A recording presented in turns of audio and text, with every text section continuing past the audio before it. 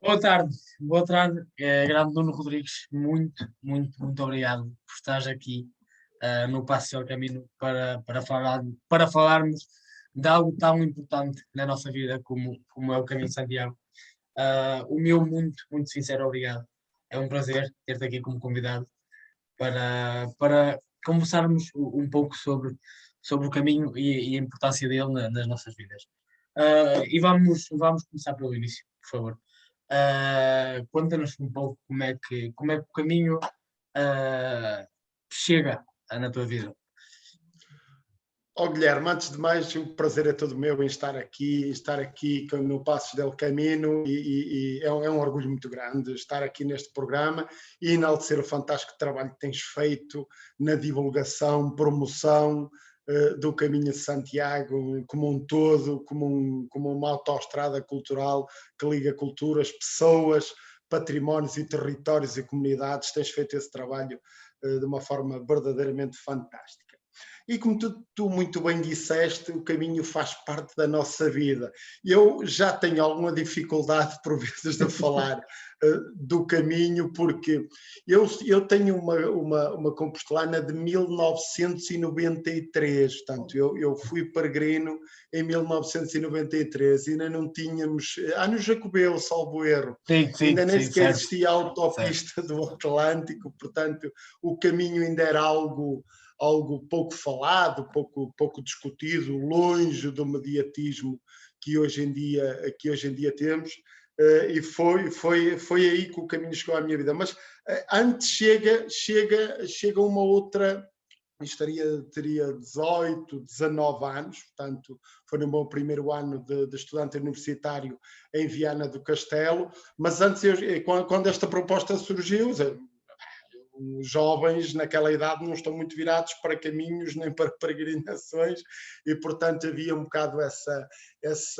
situação. Todavia, eu tenho uma dedicação à peregrinação muito, que vem desde a terra-idade. Eu sou peregrino no caminho de São Bento desde os 12, 13 anos e, portanto, a questão do caminho estava... Olha, curioso, eu sou desde os 14. Portanto, o peregrinar estava muito incutido na minha personalidade, muito da minha formação, se quiseres até religiosa, e parte muito também de uma questão familiar. Portanto, falar-me em ir a Santiago com 19 anos era um desafio verdadeiramente extraordinário e no qual eu naturalmente me meti, mas não tinha noção da dimensão de onde me ia meter num caminho do qual eu até hoje não saí. E, portanto, é assim que chega o caminho até mim. Repara, pois é uma peregrinação, também ela, uma peregrinação que tem uma componente cultural muito importante.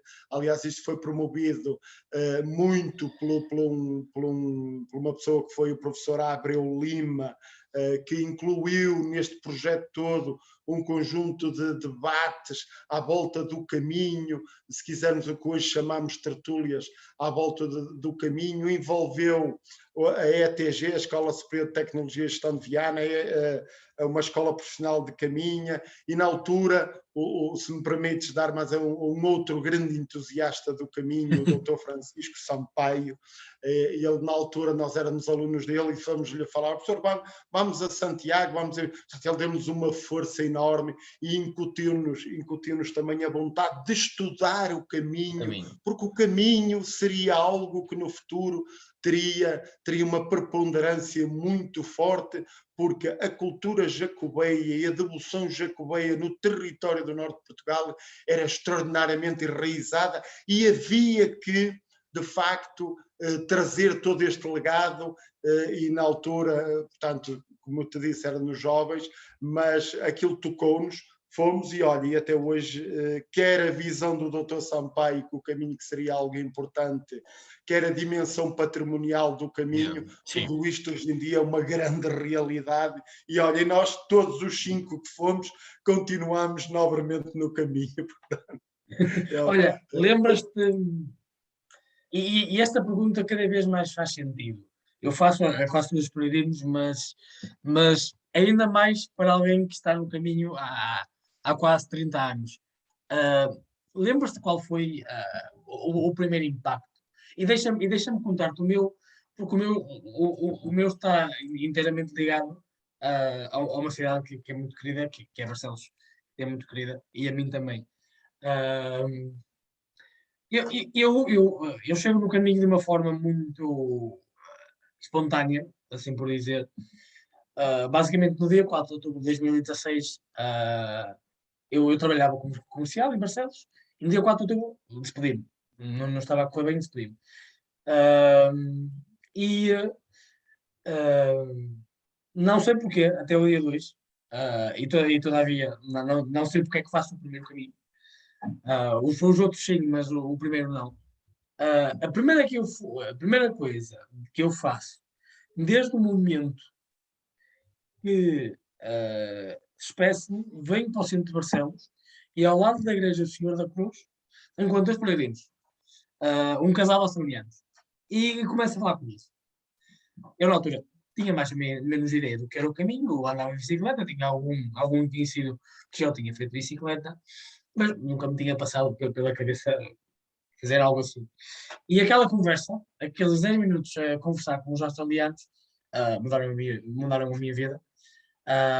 E aquela conversa. E basicamente entender que gente que vem do outro lado do mundo percorrer 250, 500, a quantidade de quilómetros que for, para chegar na Catedral de Santiago de Compostela, foi impactante. E foi aquele primeiro grande impacto do que é o caminho que eu tive na minha vida. Contagiante, uma Sim, reação contagiante. sem dúvida. Tu lembras desse ano, em 93, qual foi o momento que impactou o primeiro, aquele grande? Não, eu recordo-me perfeitamente numa daquelas ações, ainda antes do caminho, uma daquelas ações preparatórias no Mosteiro de Carboeiro, e ouvir o orador falar, acima de tudo uma sensação, portanto, há de facto também aqui a vertente motivacional, há a vertente histórica, patrimonial, mas acima de tudo o que me ficou ainda hoje eu procuro isso, e se me permites, é um poço sem fundo, é que isto do caminho de Santiago é um mundo completo a descobrir. E na altura foi este desconhecido, mas o desconhecido do património, das emoções, da própria emoção criativa, do encontro connosco mesmos, que me levou e que ainda hoje em dia, cada vez que regresso ao caminho, cada vez que apoio peregrinos, porque a minha vida tem sido muito marcada por um apoio e na defesa do caminho, da autenticidade do caminho, de que, independentemente de todas as dinamizações que façamos do caminho e promoções turísticas, menos turísticas, mas acima de tudo que se preserve sempre a identidade do caminho, o respeito pelo peregrino. Portanto, é esse mundo fabuloso que atravessa séculos e séculos e que chega até hoje e que é algo de verdadeiramente extraordinário e que se sente no caminho, que se sente nas pessoas, que se sente no património, nas pedras do caminho. Por isso é que muitas vezes tenho dificuldade em perceber como é que caminhos que são homologados hoje ou amanhã e que não têm a cultura de caminho, não têm impressas as emoções, o sentimento, as marcas dos peregrinos ao longo da história, como é que eles podem ser caminhos de Santiago? Sempre caminho de Santiago é aquele que a partir de nossa casa, mas esta dimensão histórica, simbólica, emotiva, eu acho que foi aquilo que mais me marcou em 93 e é aquilo que ainda hoje me marca, sinceramente, a descoberta, a constante descoberta desta emoção, deste mundo que nunca mais acaba. O caminho é uma frase muito clichê, mas eu acho que é verdade. E tu, se calhar, também vais entender. O caminho não se explica, o caminho sente-se, não é? É isso. Portanto, e é este sentimento quase de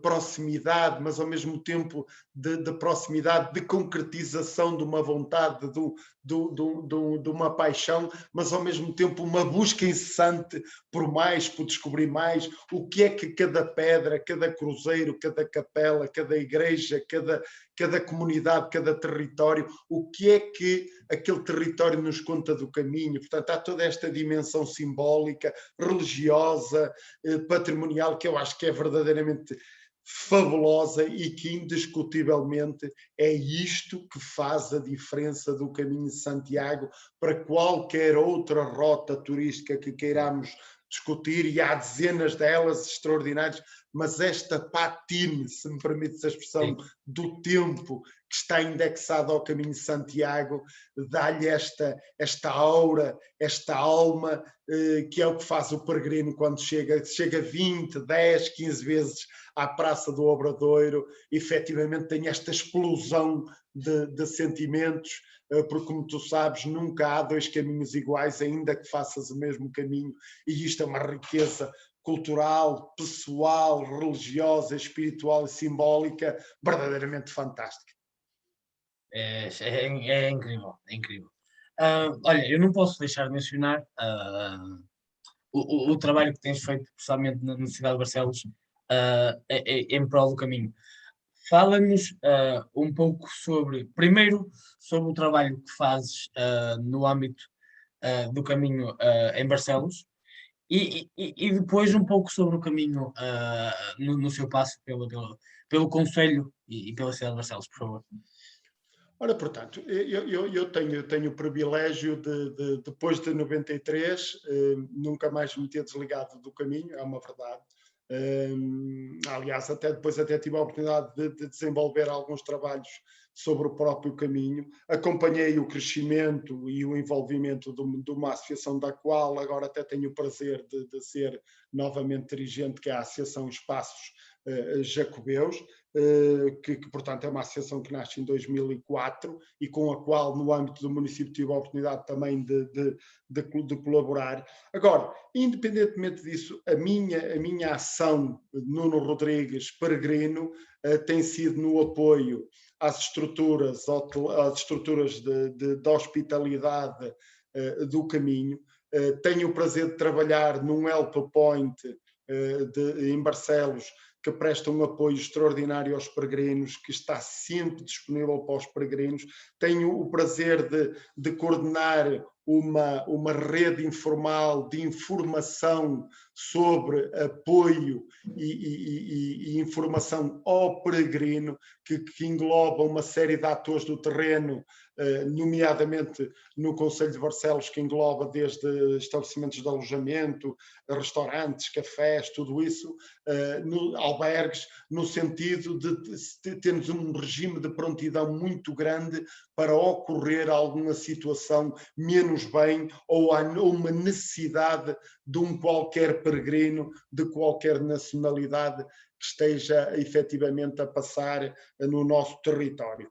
Para além disso, tem, como te disse, quer do ponto de vista associativo, quer do ponto de vista profissional, tenho centrado parte da minha ação no apoio ao peregrino, mas também na criação das melhores condições ao nível do território, de sinalização, de segurança, para que os peregrinos que passem em Barcelos tenham uma experiência de qualidade, segura e, acima de tudo, que sintam a tal dimensão da cultura jacobeia, a hospitalidade, e que levem isso consigo. Isso é fundamental. Portanto, isto para além de toda uma dinâmica cultural e turística que tenho encetado juntamente com associações como a Associação Albergue Cidade de Barcelos, a Associação Sobram Sonhos, a Associação Amigos da Montanha, Grupo Folclórico de Barcelinhos e um conjunto de outros atores, desde o restaurante Pedra Furada até ao Café de São Sebastião, em Lijó, que temos definido um conjunto de atividades de promoção, divulgação, discussão dos problemas do caminho, para que o caminho seja sempre uma preocupação, um ativo, e que esteja sempre na primeira linha da discussão, para que todos os problemas relacionados com o caminho e com os peregrinos sejam discutidos. Felizmente temos um território que tem uma boa sinalização, tem um bom algoritmo de segurança entre todas estas entidades, autoridades inclusivamente, temos 4 albergues, temos um tecido que é de empresários ligados à restauração, cafetaria e alojamento, muito conscientes do conceito de hospitalidade. Em suma, todo este trabalho que tenho feito, juntamente com a minha equipa, tem proporcionado o produto final é que o peregrino sente que está num território onde efetivamente a hospitalidade e ele é o mais importante. Aliás, no dia do peregrino, que ainda agora há dias comemoramos, chegava um peregrino, que é o Joaquim Figueiredo, também é um peregrino muito conhecido, com livros já editados, e ele dizia-me, Nuno, e encontramos-nos na inauguração de um galo peregrino no caminho, e ele diz, Barcelos, mais uma vez, a tomar conta dos peregrinos. Portanto, sempre esta preocupação constante com o peregrino e, basicamente, Guilherme, é esta ação, este input, se quisermos chamar, que depois é propagado por todo o mundo nos blogs, nos testemunhos dos peregrinos desde o Brasil à Polónia, que falam desta hospitalidade, que falam deste acompanhamento, e isso é de um orgulho muito grande, e isto contribui de uma forma fantástica para a procura daquele mundo que eu te falava atrás, porque todos os dias tenho o prazer de falar com peregrinos de todo o mundo, e isto também me dá muito caminho, dá-me uma percepção diária dos problemas dos peregrinos e do caminho, e que nos dá, de facto, ferramentas para poder ajudar todos aqueles que, como nós, estão no caminho. Oh, Nuno, muito obrigado desde já pelo teu testemunho. Eu, obviamente, sou. Como é que eu dizer isto? Sou suspeito porque estou muito dentro desse trabalho, sendo também hospitaleiro em Tamel. Mas deixa-me contar algo que foi muito importante na altura, na preparação do meu primeiro caminho. E o meu primeiro caminho foi de bicicleta, foi um caminho muito estranho. Mas houve certos momentos. É uma história que eu conto poucas vezes, foi muito importante para mim. Primeiro, toda a ajuda do Posto de Turismo Barcelos, onde trabalho estou, e da. Como é que se chama? Agora falha-me o nome. No Rio, a Casa do Rio, como é que se chama? Ou a Casa da Azenha. A Casa da Azenha, exatamente. A Casa da Azenha.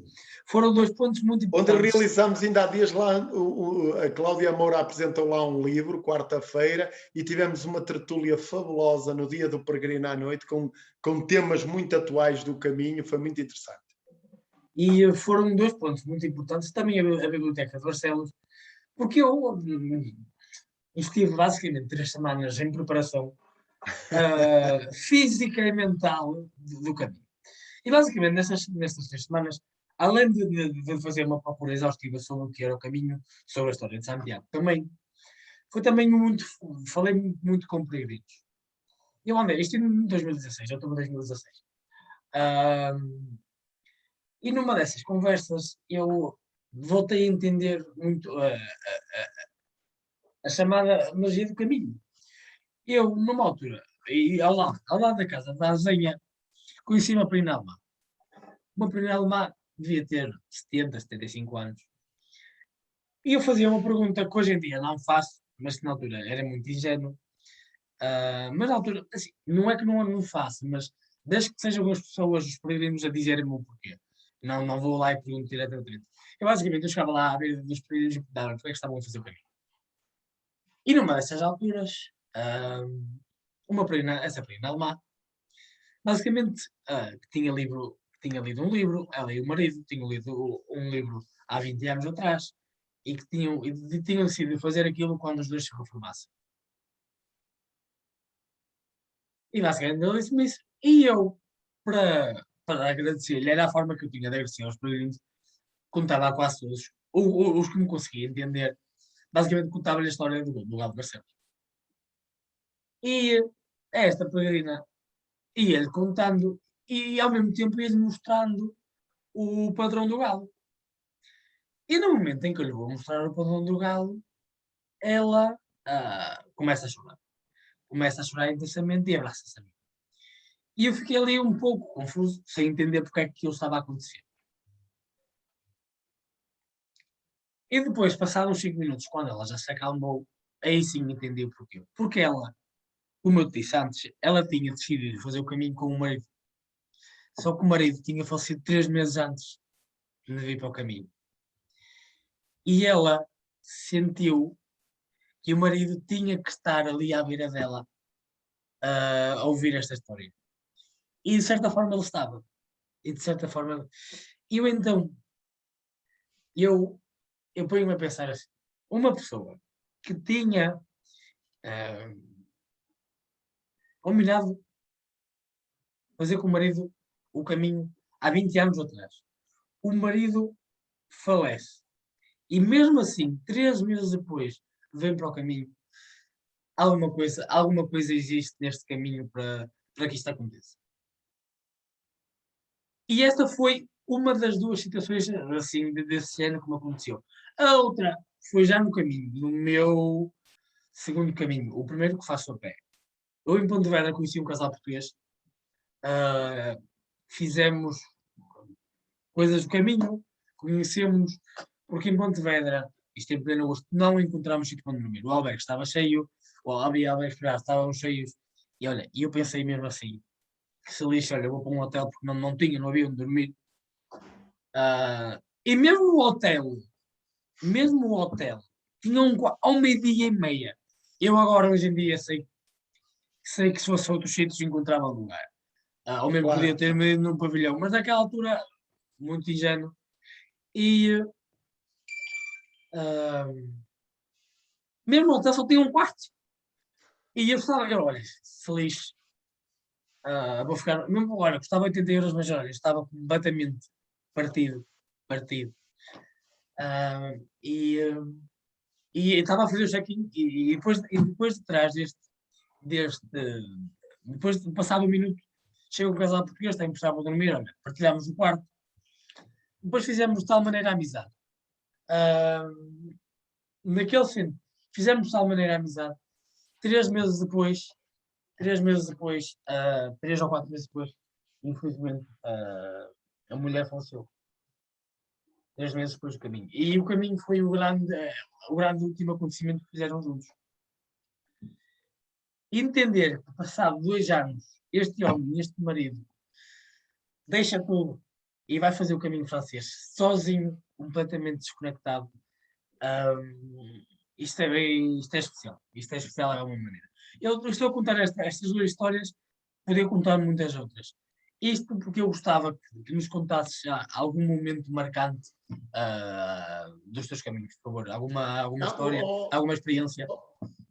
Guilherme, tu estás aí a tocar, e permite-me que antes de chegar a isso, estás aí a tocar numa questão fundamental, que é a questão da alma do caminho, a magia que de facto existe em torno do caminho, e falas aí de um espaço que é o Cruzeiro do Galo, que desde 1925 está centrado no Museu Arqueológico de Barcelos, bem na entrada do caminho na cidade de Barcelos, e que no fundo retrata isso, que é a tal versão simbólica do caminho, que é os milagres de Santiago, portanto, que estão em Barcelos, como estão documentados no século XV em São Domingo da Calçada, como estão no século XI em Toulouse, Exatamente. e inclusivamente na Alemanha. Portanto, há essa dimensão simbólica O da que Alemanha eu não sabia. acrescenta. O da Alemanha eu não sabia. O de Toulouse sabia. Sim. O da Alemanha eu não sabia. Aliás, um bocadinho, esta questão deste milagre está um bocadinho disseminado naquilo que depois ele está dividido na questão do galo que canta e do enforcado que não se enforca. Portanto, acaba por não ser só um milagre, acabam por ser dois, que estão um bocadinho naquilo que é a gramática catequética, e, portanto, que o Códice Calixtinus já tem lá indexado, e que traz, de facto, para o caminho esta mesma dimensão, se quisermos, simbólica, mágica, e que vai acontecendo sempre de alguma forma. Eu contava-te, por exemplo, um exemplo num dos meus últimos caminhos. Ali por Valga, até foi por Valga, estava um calor tremendo. Tinha tido um problema no joelho e estava em completo, estava em sofrimento, como tu dizias há pouco, em partido. Mas alguns metros à frente, eu encontro uma pessoa que tinha os pés literalmente cozidos, completamente destruídos. E eu ofereci-lhe ajuda. Mas sabes qual foi o efeito de eu ver aquilo naquela outra pessoa? É que a minha dor, que era estridente, tinha desaparecido. Portanto, ao ver a capacidade de superação daquela pessoa, essa mesma capacidade passa exatamente para mim. Isto parece-me importante e mostra a tal, se quiseres, espiritualidade criativa deste esforço que é o caminho de Santiago, que depois cada um de nós reconduz para onde efetivamente entende. Depois outra questão que também não me esqueço num caminho, penso que foi ali a seguir da Redondela, não conseguia dormir por qualquer motivo, e saí mais cedo e encontro uma peregrina brasileira, que eu até pensei que ela aqui ia com dificuldades, e perguntei-lhe se ela precisava de ajuda. Ela ia numa zona escura, completamente tapada, e eu até pensei que ela tivesse algum problema, e ela disse-me obrigada, mas siga o seu caminho, porque eu estou no meu mundo. Portanto, isto mostra a tal partilha, que no fundo estamos todos no mesmo caminho, mas cada um de nós na nossa vida tem o seu caminho. Portanto, isto parece-me, esta dimensão que o caminho tem, acho que é fabulosa, e não pode nunca ser contada. É aquilo que tu estás a dizer, dessa questão dessa senhora que tinha combinado com o marido, e ela depois tem aquele momento junto ao padrão do galo e quiçá com as energias do marido ali a influenciar a senhora. Eu podia até relatar relatos de facto de pessoas que chegam ao caminho marcadas pela tragédia na sua vida e que encontram depois no caminho novamente, se quiseres, o norte da sua vida. Perderam um marido, perderam um filho, e há aqueles que inclusivamente que encontram no caminho um novo caminho para a sua vida, que é do ponto de vista espiritual, que é do ponto de vista profissional, e já nem me estou aqui a reter só na literatura que vai sendo escrita à volta dessas histórias, que se inspira naturalmente nestas vidas, nestas experiências, mas sem corporizar uma história em particular. O caminho é muito rico neste tipo de histórias, inclusivamente de pessoas que se conseguem transcender no sofrimento e na doença no caminho. Nós vimos situações de pessoas que entram no caminho com um propósito e terminam o caminho, pessoas novas, livres de alguns problemas, de alguns dogmas, de algumas maleitas, se quiseres até psíquicas, que a sociedade, que o dia a dia lhe vai trazendo, e outras que reencontram no caminho, depois da perda de familiares, o novo norte, o novo caminho para o seu caminho. E se quisermos agora aqui, aí a dimensão é que aparece, e há dezenas de relatos dessa situação, de pessoas que até começam o caminho numa vertente puramente experimental, ou se quiseres até de descoberta, mas que terminam o caminho com uma conexão religiosa e, curiosamente, com uma nova palete de valores que o trazem à sociedade. Isto é que é muito rico, e é isto, Guilherme, que o caminho nunca pode perder. É esta dimensão, não só a dimensão turística, que é importante economicamente, para os territórios, para as comunidades, mas no dia que esta dimensão do caminho, a dimensão que a diferencia de desaparecer, a dimensão que quando tu entras na catedral, quando chegas ao Obradoiro, sente-se que os arrepios, no dia que tu perdes aquela envolvência de chegar a Padrão, entras na Igreja de Santiago, ir junto do Padrão e seres transportado para ali, no dia que, às vezes que encontrares capelinhas em honra de São Roque, de São Cristóvão, não sintas a dimensão peregrina daquela gente, no dia que nós deixemos de olhar para aquele que é a história do caminho, e há relatos desde o tempo, desde relatos mais reais até de Rainha Santa Isabel, Dom Manuel I, até aos simples peregrinos que vão deixando os seus testemunhos ao longo do caminho, e desta tipologia de experiência que eles próprios viveram, e nós não sejamos capazes de perguntar a nós próprios o porquê disto tudo. Acho que quando perdemos isto, perdemos o caminho, e não podemos nunca perder essa dimensão que tu falas, que é complementado com isto que eu estou a falar. Olha, falaste aí no lugar, e só para complementar um pouco o que estavas a dizer, falaste aí do Pedrão e na Igreja Santiago do Padrão. É que eu adoro o sítio, mas eu em Padrão tenho um sítio que para mim ah, tem muito significado. Falo, obviamente, da Ermita de Santiago do Monte, Sim, ah, sim. Sim, sim, sim, sim, que sim. foi o lugar, e exatamente naquele lugar foi o lugar que eu fiz uma promessa a Santiago, de pelo menos e sempre que puder fazer um caminho todos os anos, e é um lugar muito, muito especial para mim. E por falar em Santiago, ah, fala-nos um pouco, ah, de onde está, da relação que tu tens com aquele senhor que está ali por trás. Olha, portanto, não estou a conseguir ver bem quem é, tens de aumentar um bocadinho Não, mais. não, o senhor que está. As duas pessoas que estão na fotografia não interessa. Sim, sim, sim, sim. O senhor que está por Sim. trás. O senhor que está Sim, por trás. exatamente, Santiago, exatamente, senhor Santiago. Opa, Esse a senhor. relação. Diz, Esse senhor. Fala-nos da tua relação com ele.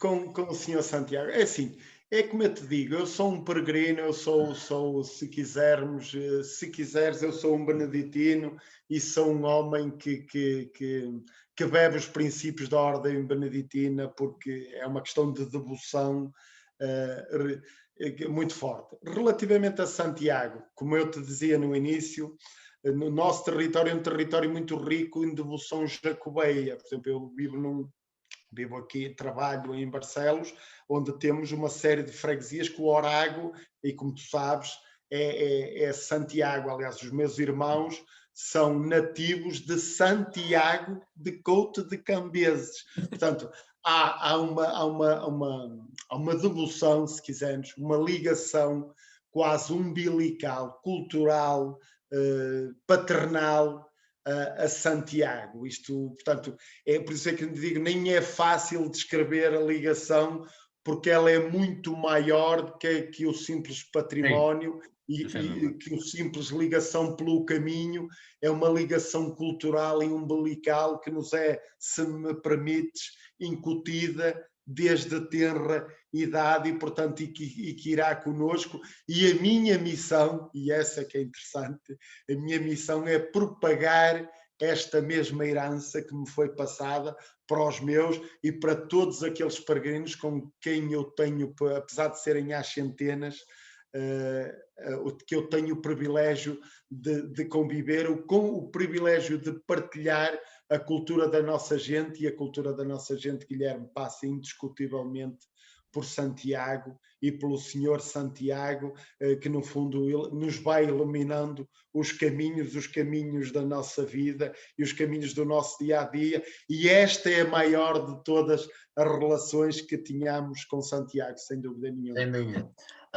Nuno, estamos quase a terminar aqui esta nossa conversa, mas antes, uma pergunta e um pequeno favor que eu te vou pedir. Primeiro, se houvesse uma expressão, uma frase, uma palavra para descrever o teu caminho, qual seria? Uma só palavra? Uma Aliás, palavra, o que tu eu achas costumo. melhor. Deixa-me só, antes de entrar aí, há uma frase de São João, no Evangelho de São João, de Jesus Cristo, que é fantástica, que diz: não, eu sou o caminho, eu sou o caminho para a verdade. Portanto, agora, numa frase, o caminho, o caminho, numa palavra eu diria interminável, Espetáculo. porque é uma busca permanente, Sim, sem tendo a dúvida. ver com aquilo que falámos atrás, porque nós somos muito pequeninhos, nós somos apenas uma areia no caminho do caminho, que é muito maior que qualquer um de nós, e nós somos apenas veículos para transmitir estas areias do caminho, para que o caminho continue a ser grande no futuro e para sempre. Sem dúvida, sem dúvida. Nuno, agora sim, para terminarmos, peço-te, por favor, o que tu queiras dizer, que deixes uma mensagem do caminho para o caminho. Por favor, é simples. Assim, a grande mensagem que eu lanço para o caminho e de acordo com aquilo que estivemos aqui durante estes momentos que passaram a voar, Exatamente. nem nos Nem demos lembro o por tempo, ali. exatamente.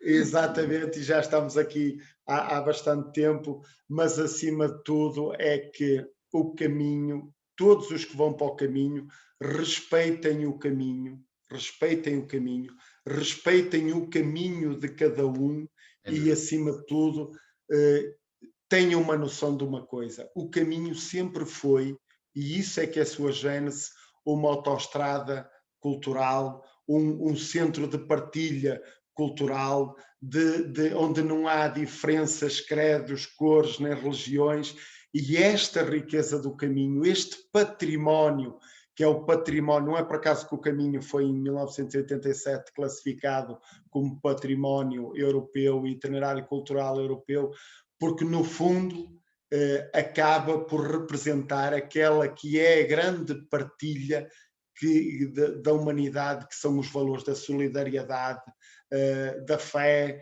do amor, da dedicação e da partilha. Portanto, temos que ir para o caminho com este foco, e isto independentemente de cada um ter no caminho o seu caminho, mas devemos todos pugnar por este valor, seja ao lado de um peregrino brasileiro, polaco, esloveno, norueguês, italiano, espanhol ou português, e usando esta gramática e esta linguagem do caminho, todos fazemos o caminho em conjunto e temos aquela partilha jacobeia que todos gostamos, em que não há línguas, credos, e somos todos iguais, somos todos peregrinos do mesmo caminho e da mesma caminhada, que é a caminhada da vida, amigo.